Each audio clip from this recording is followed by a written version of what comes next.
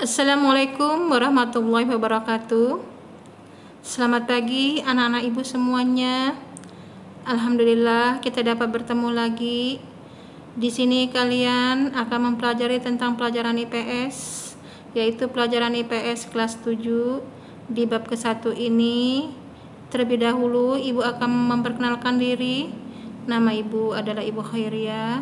Biasanya ibu dipanggil dengan sebutan Ibu Khair. Nah, di sini materi pembelajaran kita di bab ke-1 itu tentang manusia, tempat, dan lingkungan.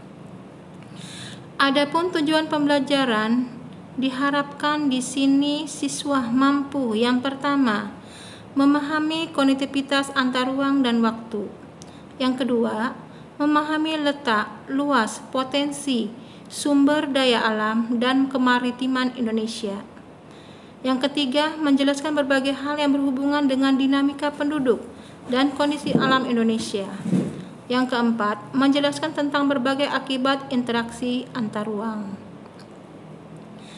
Materi pembelajaran yang akan diampuh dalam bab 1 ini, di mana nanti kita dapat memahami tentang masalah kondisi geografis Indonesia, letak dan luas, iklim, geologi, muka bumi, air, tanah, flora dan fauna melalui peta dan permukaan bumi. Potensi sumber daya alam dan jenis sumber daya alam dan penyebaran di darat dan di laut. Itu juga nanti materi yang akan kita pelajarin. Kita ketahui negara Indonesia memiliki potensi sumber daya alam yang melimpah. Sumber daya alam tersebut menyebar dari Sabang hingga Merauke. Bukan hanya sumber daya alam berupa tambang saja, melainkan juga sumber daya alam non-tambang. Penyebab sumber daya alam Indonesia ini melimpah karena disebabkan letak Indonesia, baik secara astronomi, geografis, dan geologis. Di materi bab ke-1 ini nanti akan diajari tentang yang pertama, yang A, pengertian ruang dan interaksi antar ruang, dan juga pemahaman lokasi melalui peta. B, letak dan luas Indonesia.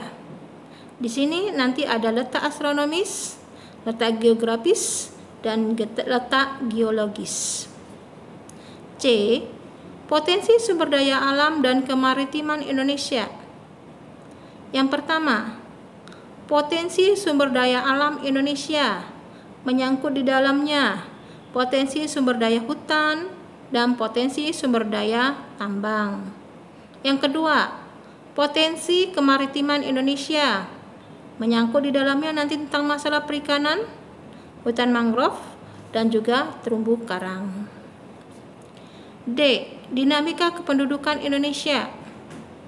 Ini menyangkut tentang masalah jumlah penduduk, penyebaran penduduk, komposisi penduduk, pertumbuhan dan kualitas penduduk, keragaman etnik dan budaya.